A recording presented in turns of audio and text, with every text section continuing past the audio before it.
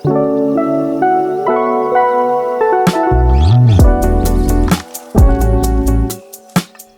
there! Before we get started, a friendly reminder. The information discussed on this podcast is for entertainment and informational purposes only. While our guests are knowledgeable in their respective fields, your personal situation may require unique guidance. We encourage you to consult with a qualified professional for personalized advice. Now enjoy the episode. Hello, everyone, and welcome back to another episode of AndWon Should Know, where we journey together to find tips and tricks to live a happier and healthier you. So, Andrea, today we've got a very special guest on with us today, and I'm very excited about it because it's one of my favorite topics to talk about. Skin. Yes, skin. And, I love this guy because when you go and see him, he makes you feel so comfortable. He's the funniest dude around. He plays the best music. And you really never, ever feel a thing. I've done several non-invasive sort of topical laser treatments, namely Morpheus 8. I've also done, I think it was Ulthera some time back. And, it's important when you see someone that you get so comfortable with that you just feel like maybe you can fall asleep throughout the session. I know I've never done anything because I've been so pain adverse, as you know. And so I would love to definitely get into the thick of things to see if there's a way to get rid of this fear and actually try some of this stuff. I know. The non-invasive stuff, at least. Well, they have good amla creams, topical like face cream that numbs your skin. Right. So you could ask him. He's here with us today, Dr. Kevin Chua. Thank you for having me. So, Dr. Yes. Kevin, could you tell us a little bit about why you decided to go into medicine and then from family practice to aesthetics? Well, we're still in family practice. I still see my patients. Some of my patients have followed me from before. Okay. And the reason I got into medicine in the first place is because my entire family is all medics, right? Because my parents GPs, my brother is a pediatrician, my sister is in palliative care. Then we do the middle portion there and beautify you and keep you looking youthful longer. Nice. So we've got you from start to finish. Was there a specific thing in aesthetics that actually got you hooked on to being an aesthetics doctor as well? Well, I like gadgets, so I've always loved to tinker with machines. So I found that I was pretty good with the laser. So I just I kept at it. I help do a lot of tattoo removals in my practice. Oh, And I started from there. okay. Yeah, and then the lasers are great for pigment removal as well. Right. And it just evolved from there. Wow. We got this podcast started because we wanted to focus a lot on peri and menopausal women. Yep. I'm in that age group as well. I come to see you for specific reasons that have to do with that because my skin has thinned out a lot. Pigmentations come on like there's no tomorrow. I can stay out the sun for forever, but I get those pigments. And dryness. I suffer from a lot of dryness in my skin, What are the demographics of the people that walk through your clinic these days? Well, anybody that is interested in looking after their skin generally starts as young as 29. Okay. I tend to turn away patients who are younger because I do get some people who are 18 to 21 asking, doctor, do I need Botox? And I said, look, Oh my goodness. I think it's a bit too early for this. Yeah. Right. So I'm not afraid to say no when it comes to it. Yes, so you're going to experience from the age of once you hit your 40s, you'll find that your skin, any cuts will heal a lot slower. You might notice the wrinkles stay there. They don't go away quite as quickly or they don't go away at all. Your pores get larger. Yes, your skin gets drier. You get fine lines, wrinkles, and obviously the pigmentation. And all this is because of what? Well, there's a lot of things that are happening to your body. Basically, estrogen, that's the number one hormone that protects you.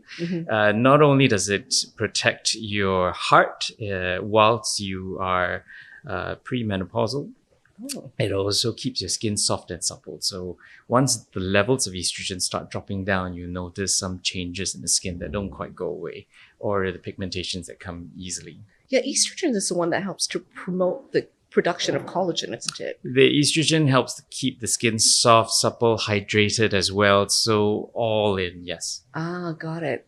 And is there, because we were asking you about the demographic, is there sort Yes. of an age group where like you start at where you can start doing little bits of something Yeah, to so help, prolong the aging or like prevent the aging? most of my shall we patients say? start at around 29 onwards. Yeah. If you are fair skin or if you're Caucasian, you tend to start younger Okay. because the color of our skin protects you against the effects of the sun. Right. Right. So the darker skin tone you are, the more melanin you have in your skin, the better protection from the effects of the sun you have. Is it also true that darker skin people produce more collagen? No. No. They don't age quite as fast because they just have a greater ability to reduce the damage from UV rays. Okay. That's the whole function of the pigments in our skin. You ever notice if you go out in the sun, say, go for massive sun exposure, let's say at the beach, and then you come back 2 shades darker? Yep. Yeah, that's your body's way of dealing with it, right? There's a flush of color into the skin to just protect you. I see. And then it takes some time to lighten up. So that's why we always say that if you have been had a massive exposure to the sun, like you've been to the beach, for example, Yeah. then avoid doing any kind of laser treatments for the next 2 weeks because you need that time for the skin to settle. Are there some treatments, because you were talking about gadgets and how you started tinkering around with the gadgets.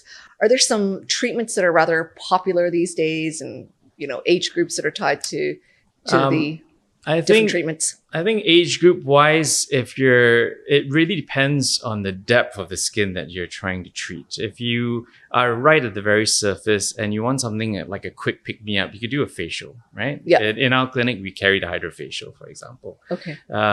Painless, heavy duty serums to keep you hydrated.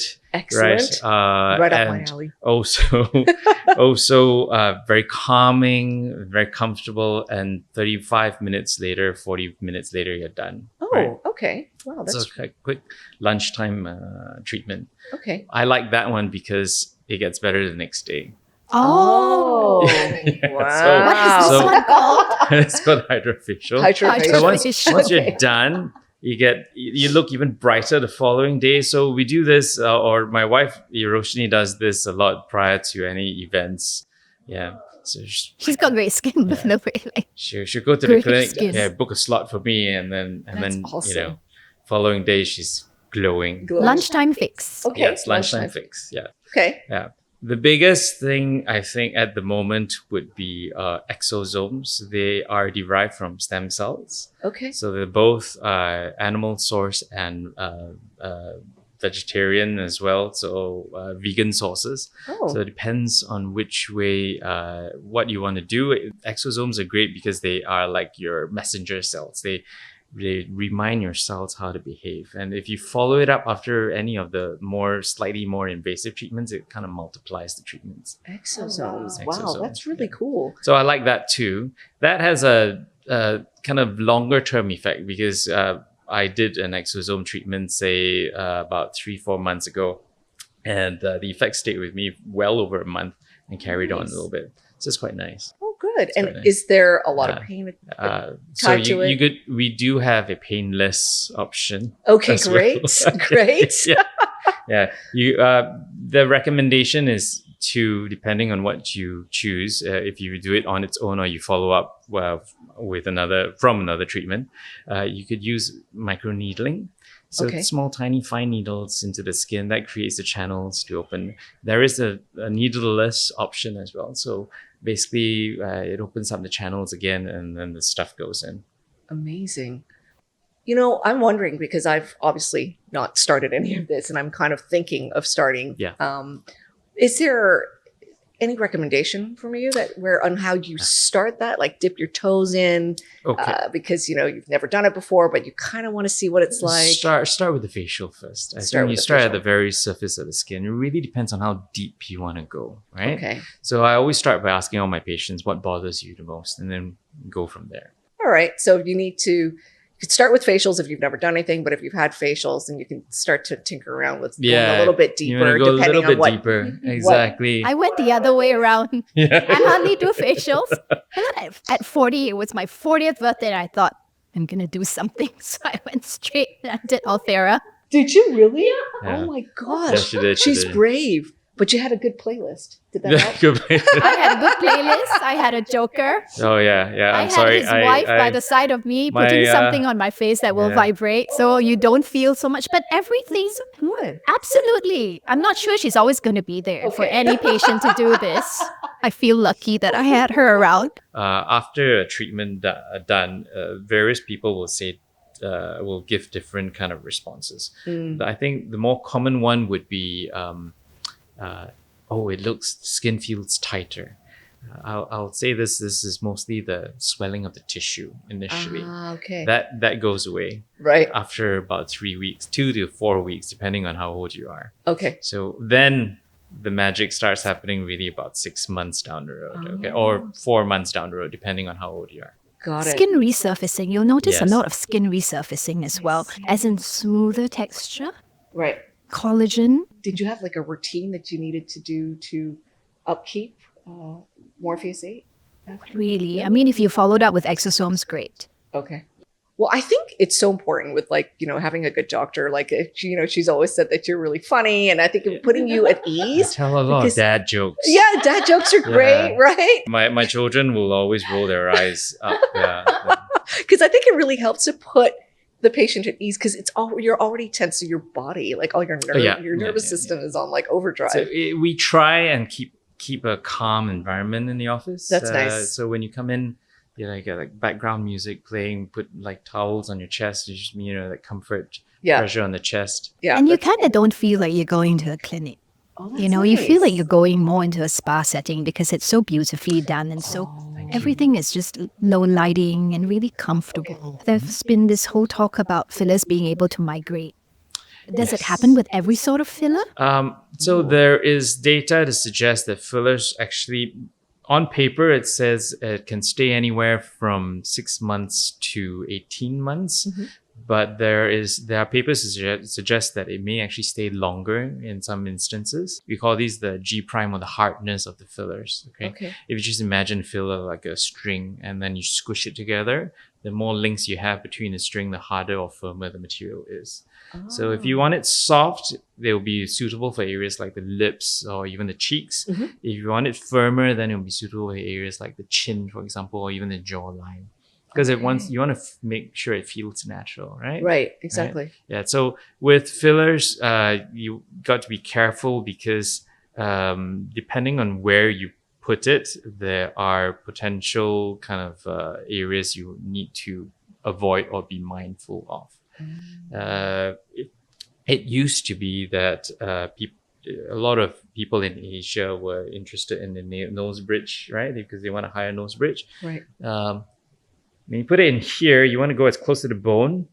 The problem is some people are very enthusiastic and it ends up making a nose look like it starts from the forehead. Right. Goodness. Okay, so that's how you tell. That can happen, That's crazy. right?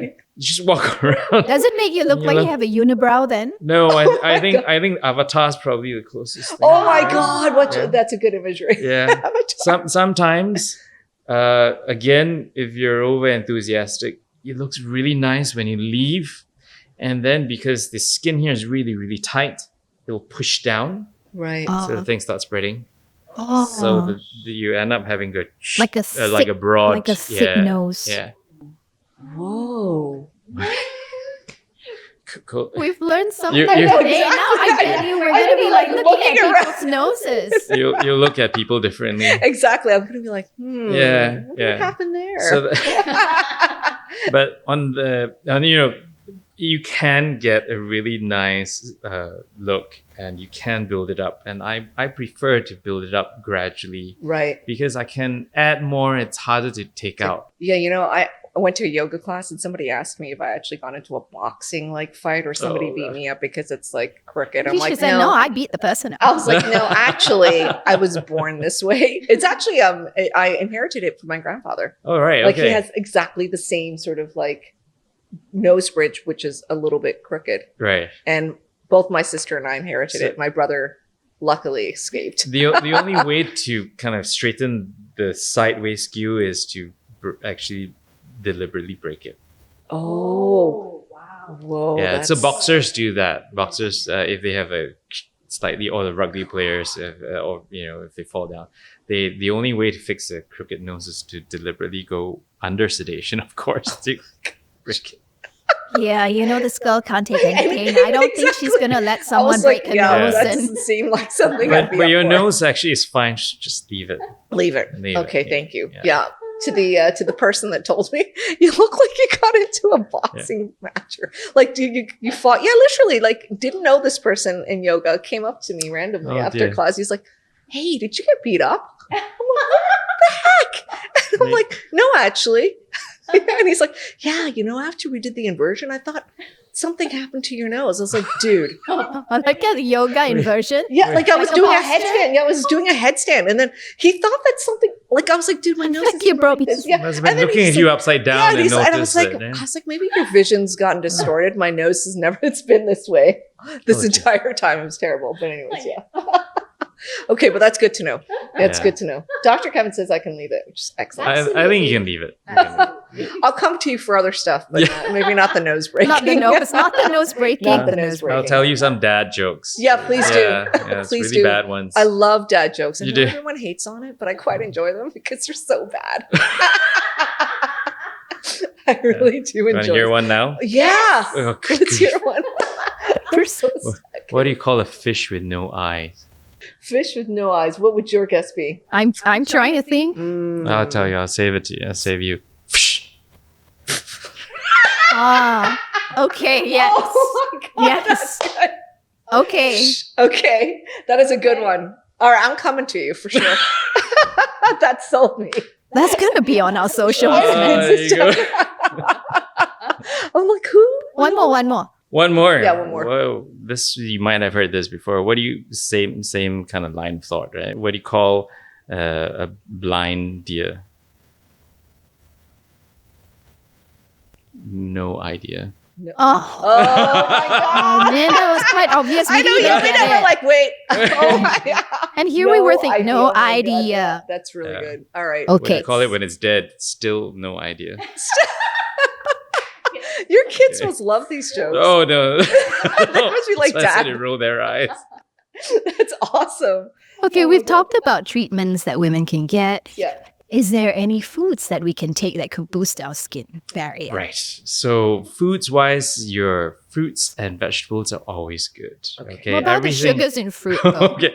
Everything In moderation. In moderation and Okay. everything in adequate proportions. Right. Right? You don't want to overeat. Yes, fruits contain a lot of sugar, so you have to be mindful. If you take the low glycemic index fruits like apples, that helps with weight loss, for example. Okay. But in general, you really want your antioxidants. So the more colorful the fruits, the better. So your berries? Yes. Your Berries, berries, really cherries, good. they contain a lot of antioxidants, a lot of vitamin, a lot of potassium, and a lot of vitamin C, obviously, right? Right. Okay. So in our household, we do a lot of dehumidified Granny Smith apples. Oh, Yeah, they're okay. lovely as a snack. Yeah. Okay, Granny. And blueberries. So okay, yeah, two of my favorite snacks.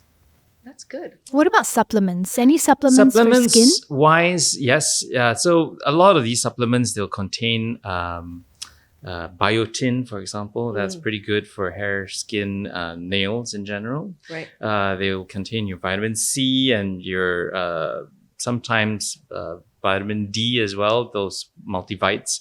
So those are not too bad for the bones, Okay. bone health as well. Yep. Vitamin D also increases or improves your immune system. So it protects you against COVID, Okay. shortens your infection duration as well.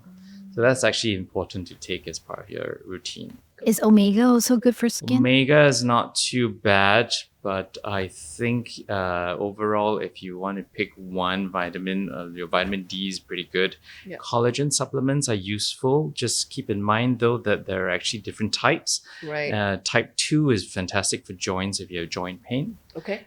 Type 5 and 7 would be for skin. And what about vitamin C on the face? Vitamin C on the face. Vitamin C is an interesting molecule. There's two kind of molecules side by side. So there's vitamin C, which is an antioxidant, helps with repair of the skin.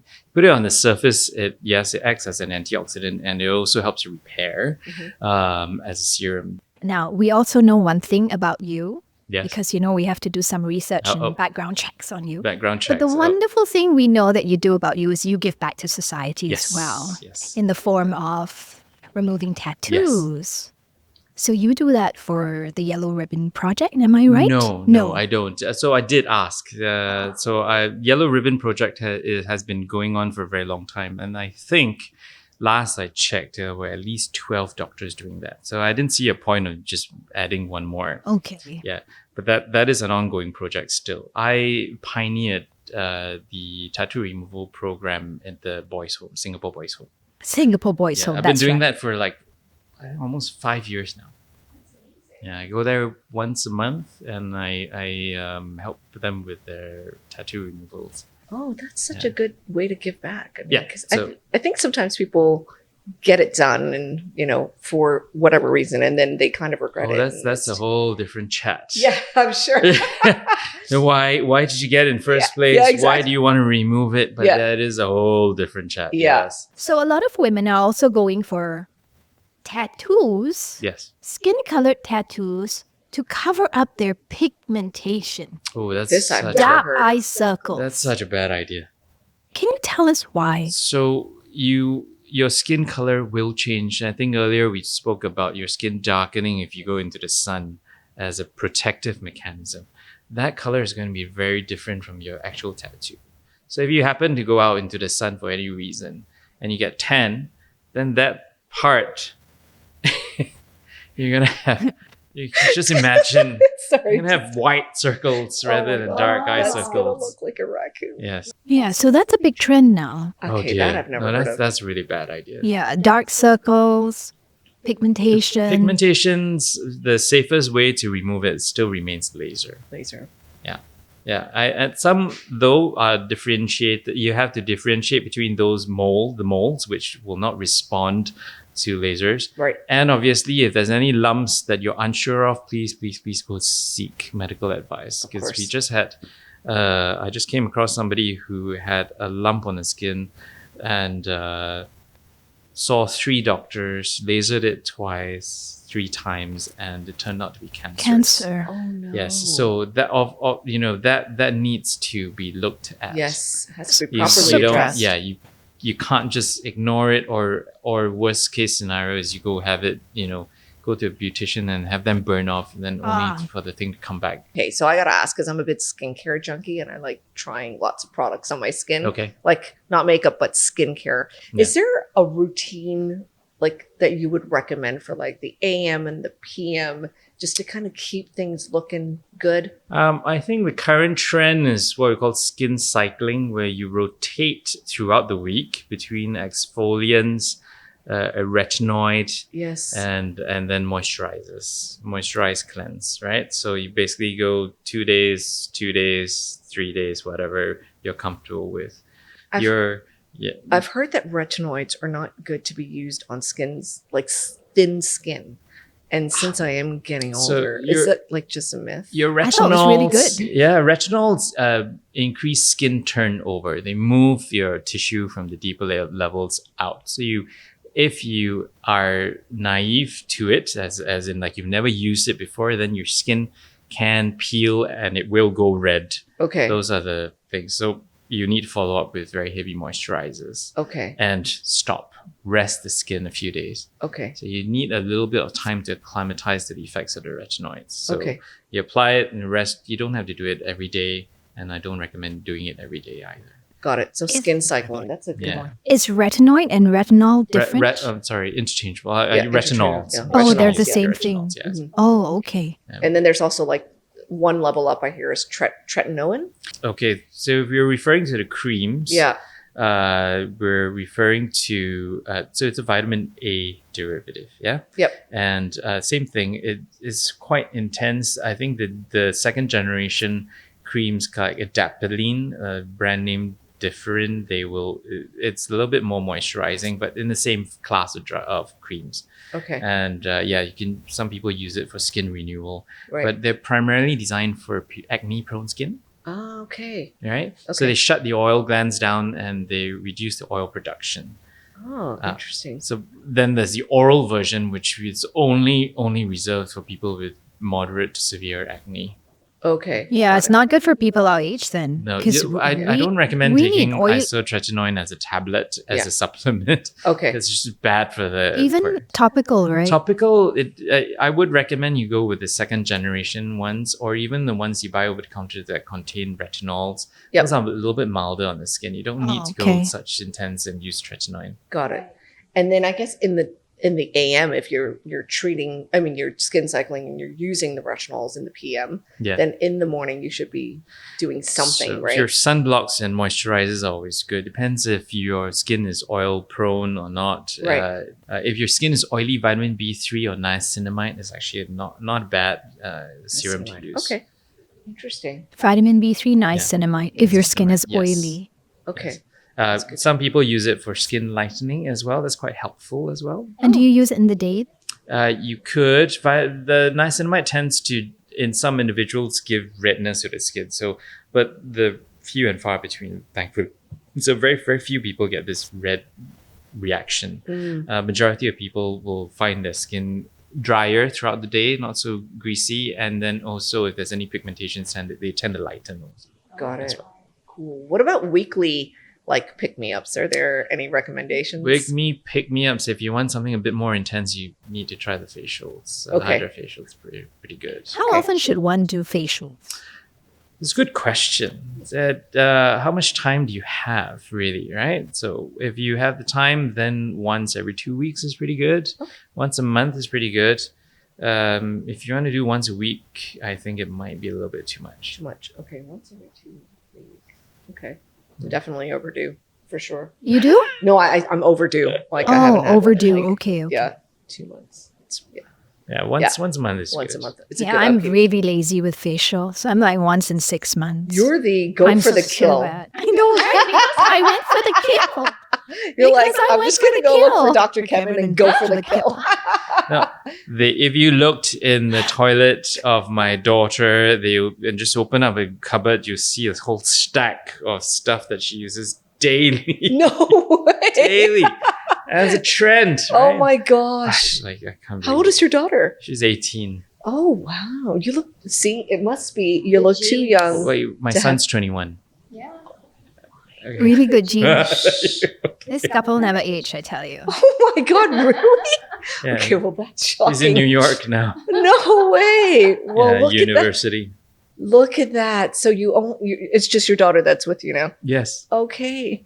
She's going to go Yeah, away she's gonna- soon. Yeah. Oh gosh. Okay. I'm God, trying and not then to it's- think about that. And then it's the empty nest. Empty nest Yeah. syndrome. Oh no. Okay, when it comes to skincare, Yes. should we be changing up our skincare brand every 6 months or 3 months? Skincare, I think it's pretty personal and subjective. It really depends on what you're comfortable with. Okay.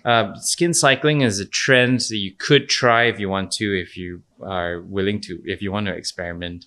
But you could use all your various cleansers. Well, we have our own skincare, right? We Okay. carry on, and we do a cleanser. We have our vitamin B3 that I mentioned. Yep. We have the serums as well to help Oh, with nice. the repair. Yep. So those are, and obviously sunblock. So Yep. whatever you're comfortable with. My favorite would be I'm biased, my own skin care range. I like my cleansers a lot. So I have 2 or 3 bottles Okay. in the house at all yeah, times. yeah, yeah. And you're always kind Yeah. of cycling through. Yeah, yeah. So it hydrates my skin. So Non-dry. I don't get peeling so much. I see. I use the vitamin B3 less because I don't really need to anymore, but it does help with the skin lightening as well. I see. Okay. So it's not necessary. Yeah, because I know some people are like Yes. adamant about switching things up every 2 months or whenever they're done with the product, they'll switch it up and that sort of thing. And I'm just wondering if there's like continuity issues, right? Because I've been using No. the same like C for Yeah. many years. So I think it's okay to kind of explore new products as and when they come out. Yeah. But then you just have to be mindful that if you've never encountered the material before, there's a small chance you might be allergic to it. Yep, exactly. So you And gotta sometimes patch the test. allergic reaction doesn't show up for 3 or 6 months. Oh, really? Yeah, so once you're That I done didn't know. using it and then you suddenly develop a rash, then you have to relook at the skincare. Oh. That might be your culprit Wow, there. that long. That gestation period is really long. It's not that the skin is trying to build or getting used to the new product. No. So we're just more concerned about allergies at this point. So you want to use something that you're comfortable with. It's easier to sometimes go back to your previous brands. Our skin change with time and with age, right?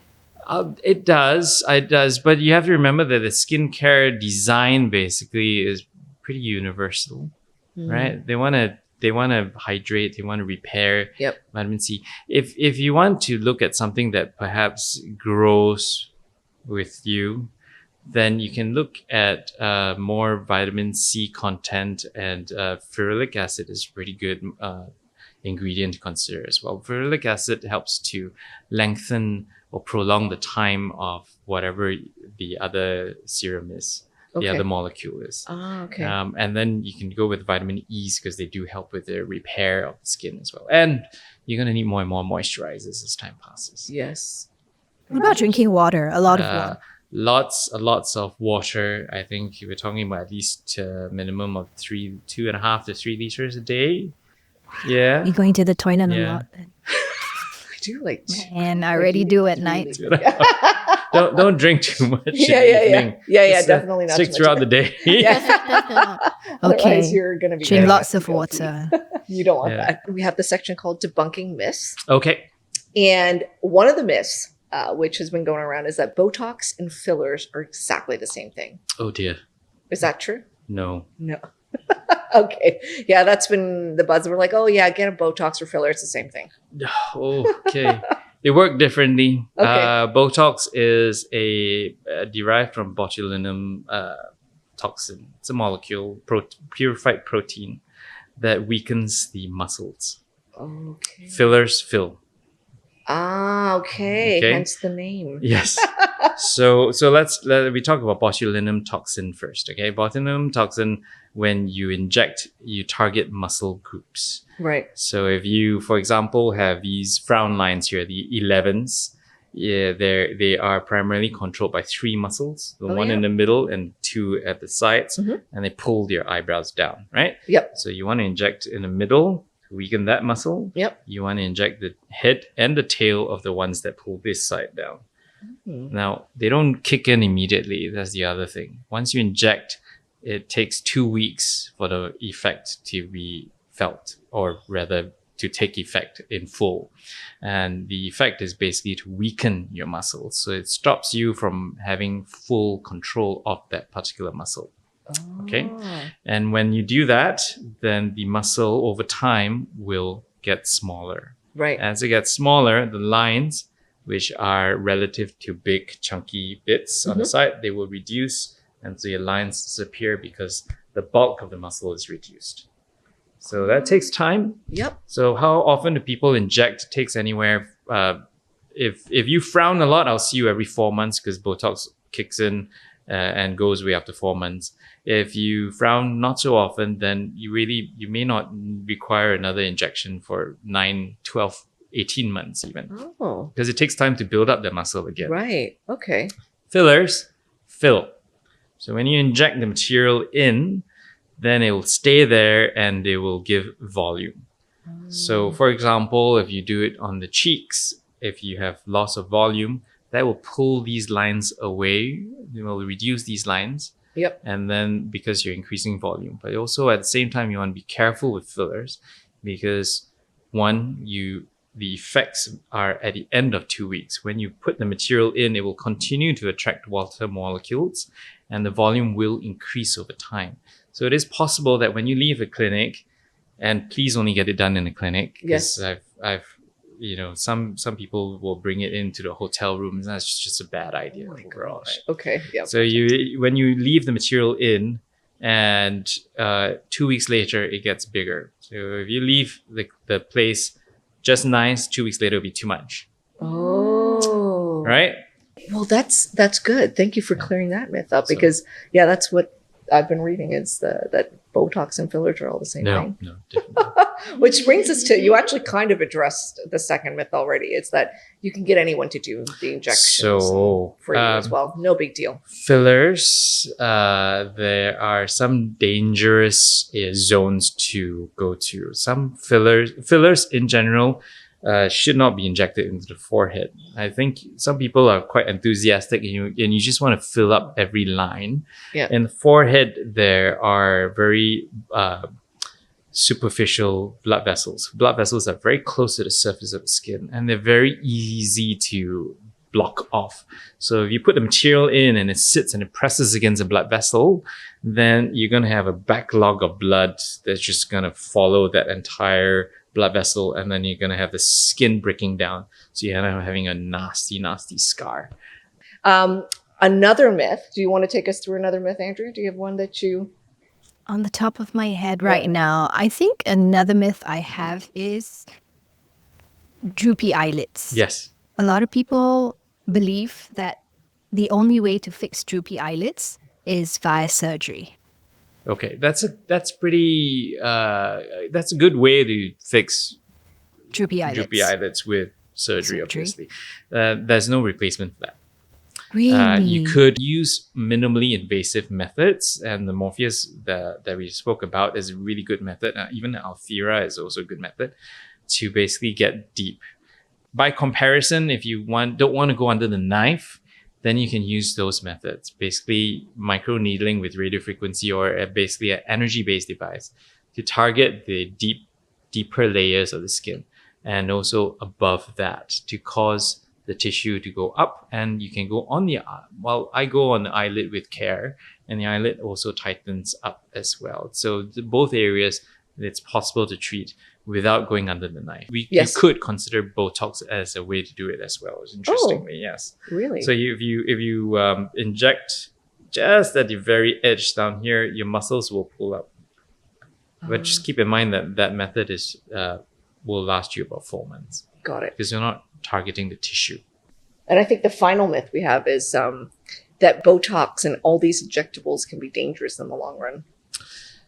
You can develop a resistance to it, then in which case you'll need to consider switching brand. Okay. But as far as toxicity is concerned, no. Okay. It's because the doses given are actually the micro doses, really, really, really small. Okay. So in the long run, no. Nothing. It's very, very safe. Well, thank you, Dr. Kevin. That was such an informative We and very learned a fun lot. conversation. It's such a fun conversation. Well, we hope you enjoyed this episode of AndWon Should Know. If you want dad jokes, remember to visit Dr. Kevin Chua, Exactly. along with every other thing that you probably need as you age gracefully.